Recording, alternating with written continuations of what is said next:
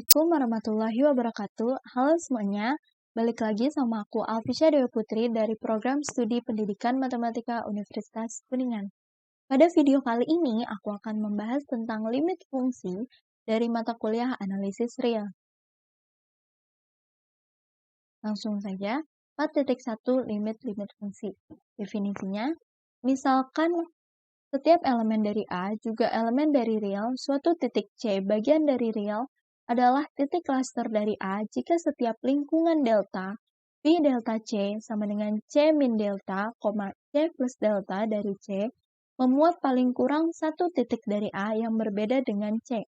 Teoremanya, suatu bilangan C bagian dari real merupakan titik klaster dari setiap elemen dari A juga elemen dari real, jika dan hanya jika terdapat barisan bilangan real AN dalam A dengan AN tidak sama dengan C untuk semua N bagian dari N, sedemikian sehingga lim AN sama dengan C.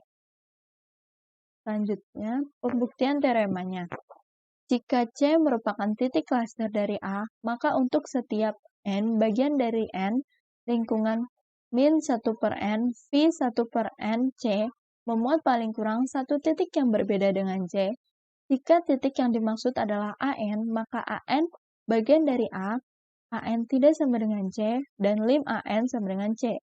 Sebaliknya, jika terdapat suatu barisan AN dalam A bagi himpunan C dengan lim AN sama dengan C, maka untuk sebarang delta lebih dari 0, terdapat bilangan asli K delta, sedemikian sehingga jika N lebih dari sama dengan K delta, maka AN bagian dari V delta C. Oleh karena itu, lingkungan delta dari C V delta C memuat titik-titik AN. N lebih dari sama dengan K delta, yang mana termuat dalam A dan berbeda dengan C. Selanjutnya, definisi limit.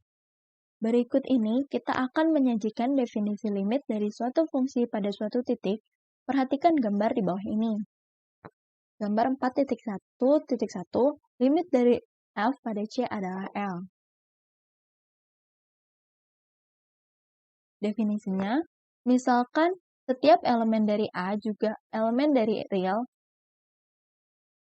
fungsi F memetakan himpunan A ke dalam himpunan real dan C suatu titik klaster dari A. Kita katakan bahwa suatu bilangan real L merupakan limit dari F pada C jika diberikan sebarang lingkungan epsilon dari L V epsilon L, terdapat lingkungan delta dari C V delta C, sedemikian sehingga jika X tidak sama dengan C, sebarang titik dari V delta C irisan dari A, maka Fx termasuk dalam V epsilon L. Jika L merupakan suatu limit dari F pada C, maka kita juga mengatakan bahwa F konvergen ke L pada C. Sering dituliskan L sama dengan lim X menuju C, F, atau L sama dengan lim X menuju C, Fx. Kita juga mengatakan bahwa Fx menuju L sebagaimana X mendekat ke C, atau Fx menuju L sebagaimana X menuju ke C. Simbolnya Fx menuju L sebagaimana X menuju C. Juga dipergunakan untuk menyatakan fakta bahwa F mempunyai limit L pada C. Jika F tidak mempunyai suatu limit pada C, kita kadang-kadang mengatakan bahwa F divergen pada C. Teoremanya, fungsi F memetakan himpunan A ke dalam himpunan real dan C suatu titik klaster dari A, maka F hanya dapat mempunyai satu limit pada C. Buktinya, andaikan kontradiksi, yaitu terdapat bilangan real L aksen tidak sama dengan L double aksen, yang memenuhi definisi 4.1.4. Kita pilih epsilon lebih dari 0, sedemikian sehingga lingkungan epsilon, V epsilon L aksen dan V epsilon L double aksen saling lepas. Sebagai contoh, kita dapat mengambil sebarang epsilon yang lebih kecil dari setengah dikali mutlak L aksen min L double aksen. Maka menurut definisi 4.1.4, terdapat delta aksen lebih dari 0. Sedemikian sehingga jika X sebarang titik dalam A irisan V delta aksen C dan X tidak sama dengan C, maka Fx termuat dalam V epsilon L aksen. Secara serupa terdapat delta double aksen lebih dari 0. Sedemikian sehingga jika X sebarang titik dalam A irisan V delta double aksen C dan X tidak sama dengan C, maka Fx termuat dalam V epsilon L double aksen. Sekarang ambil delta min himpunan delta aksen, delta double aksen. Dan misalkan V delta C lingkungan delta dari C. Karena C titik klaster dari A, maka terdapat paling sedikit satu titik X0 tidak sama dengan C. Sedemikian sehingga X0 bagian dari A irisan V delta C. Akibatnya, Fx0 mesti termasuk dalam V epsilon L aksen dan V epsilon L double aksen, yang mana kontradiksi dengan fakta bahwa kedua himpunan ini saling lepas. Jadi, asumsi bahwa L aksen tidak sama dengan L double aksen merupakan limit-limit F pada C menimbulkan kontradiksi. Selanjutnya, kriteria epsilon delta untuk limit. 4.1.6 teoremanya. Jika fungsi f memetakan himpunan A ke dalam himpunan R dan C suatu titik klaster dari A, maka yang pertama, lim X menuju C, F sama dengan L jika dan hanya jika. Kedua, untuk sebarang epsilon lebih dari 0, terdapat suatu delta epsilon lebih dari 0, sedemikian sehingga jika X bagian dari A dan 0 kurang dari mutlak X min C kurang dari delta epsilon, maka mutlak Fx min L kurang dari epsilon. Buktinya, bukti 1 menuju kedua, anggaplah bahwa F mempunyai limit L pada C, maka diberikan epsilon lebih dari 0 sebarang. Terdapat delta sama dengan delta epsilon lebih dari 0, sedemikian sehingga untuk setiap X dalam A yang merupakan unsur dalam lingkungan delta dari C V delta C, X tidak sama dengan C. Nilai Fx termasuk dalam lingkungan epsilon dari L V epsilon L. Akan tetapi, X bagian dari V delta C dan X tidak sama dengan C jika dan hanya jika 0 kurang dari mutlak X min C kurang dari delta. Perhatikan bahwa 0 kurang dari mutlak X min C adalah cara lain untuk menyatakan bahwa X tidak sama dengan C. Juga, Fx termasuk dalam V epsilon L jika dan hanya jika mutlak Fx min L kurang dari epsilon jika X bagian dari A memenuhi 0 kurang dari mutlak X min C kurang dari delta, maka Fx memenuhi mutlak Fx min L kurang dari epsilon. Lalu bukti yang kedua ke-1, jika syarat yang dinyatakan dalam 2 berlaku, maka kita ambil lingkungan delta V delta C sama dengan C min delta, C plus delta. Dan lingkungan epsilon V epsilon L sama dengan L min epsilon, L plus epsilon. Maka syarat yang kedua berakibat jika X masuk dalam V delta C, di mana X bagian dari A dan X tidak sama dengan C, maka Fx termasuk dalam V epsilon L. Oleh karena itu, menurut definisi 4.1.4, F mempunyai limit L pada C. 4.1.7 contoh-contoh. Yang A, lim X menuju C, B sama dengan B. Untuk menjadi lebih eksplisit, misalkan Fx sama dengan B, untuk semua X bagian dari real, kita klaim bahwa lim X menuju C, F sama dengan B. Memang diberikan epsilon lebih dari 0. Misalkan delta sama dengan 1. Maka jika 0 kurang dari mutlak X min C kurang dari 1, kita mempunyai mutlak Fx min B sama dengan mutlak B min B sama dengan 0 kurang dari epsilon. Karena epsilon lebih dari 0, sebarang, kita simpulkan dari 4.1.6 yang kedua, bahwa lim X menuju C, F sama dengan B. Lalu yang kedua, B, lim X menuju C, X sama dengan C.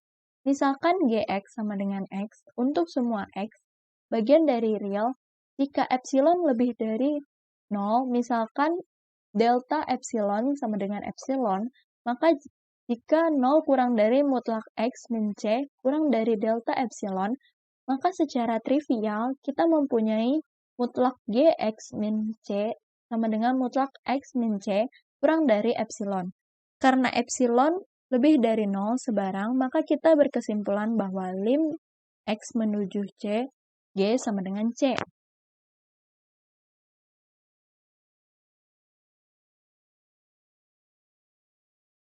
Selanjutnya, kriteria barisan untuk limit. Teoremanya, misalkan fungsi f memetakan himpunan A ke dalam himpunan real dan C suatu titik klaster dari A, maka yang pertama, lim X menuju C, F sama dengan L jika dan hanya jika. Yang kedua, untuk sebarang barisan Xn dalam A yang konvergen ke C sedemikian sehingga X tidak sama dengan C untuk semua N bagian dari N, barisan F Xn konvergen ke L.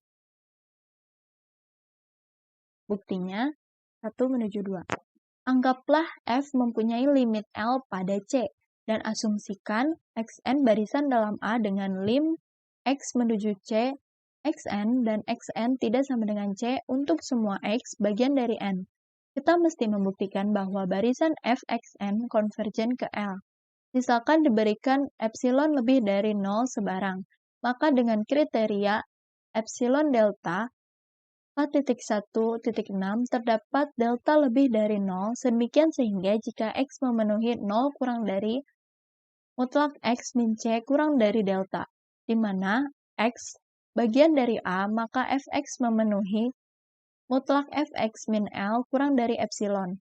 Sekarang kita akan menggunakan definisi kekonvergenan barisan untuk delta yang diberikan untuk memperoleh bilangan asli K delta, sedemikian sehingga jika N lebih dari K delta, maka mutlak Xn min C kurang dari delta.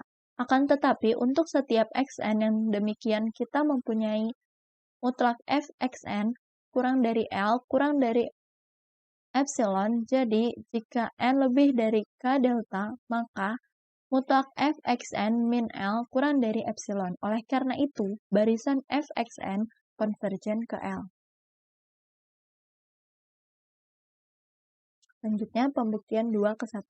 Pembuktian ini merupakan argumen kontrapositif. Jika pernyataan 1 tidak benar, maka terdapat suatu lingkungan epsilon 0 dari L. Phi epsilon 0, demikian sehingga lingkungan delta apapun yang kita pilih akan selalu terdapat paling kurang 1 X delta dalam A irisan Phi delta C dengan X delta tidak sama dengan C, sedemikian sehingga F X delta bukan bagian dari Phi epsilon 0 L. Dari sini, untuk setiap N bagian dari N, lingkungan min 1 per N dari C memuat suatu bilangan Xn sedemikian sehingga 0 kurang dari mutlak Xn min C kurang dari 1 per N dan Xn bagian dari A. Tetapi sedemikian sehingga mutlak Fxn min L lebih dari sama dengan epsilon 0 untuk semua N bagian dari N. Kita menyimpulkan bahwa barisan Xn dalam A bagian himpunan dari C konvergen ke C, tetapi barisan Fxn tidak konvergen ke L. Oleh karena itu, kita telah menunjukkan bahwa jika pertanyaan 1 tidak benar, maka pernyataan 2 juga tidak benar. Kita simpulkan bahwa pernyataan 2 menyebabkan pernyataan 1.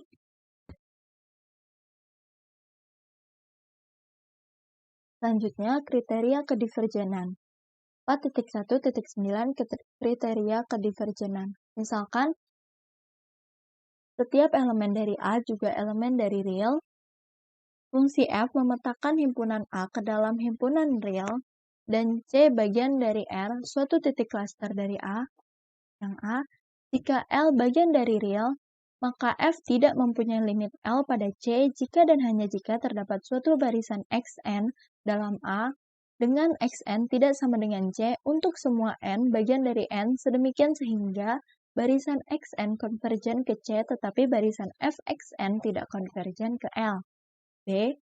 Fungsi F tidak mempunyai limit pada C jika dan hanya jika terdapat suatu barisan Xn dalam A dengan Xn tidak sama dengan C untuk semua X bagian dari N sedemikian sehingga barisan Xn konvergen ke C tetapi barisan Fxn tidak konvergen dalam R. Nah, sekian dari saya, kurang lebihnya mohon maaf. Wabillahi taufiq wal hidayah. Wassalamualaikum warahmatullahi wabarakatuh.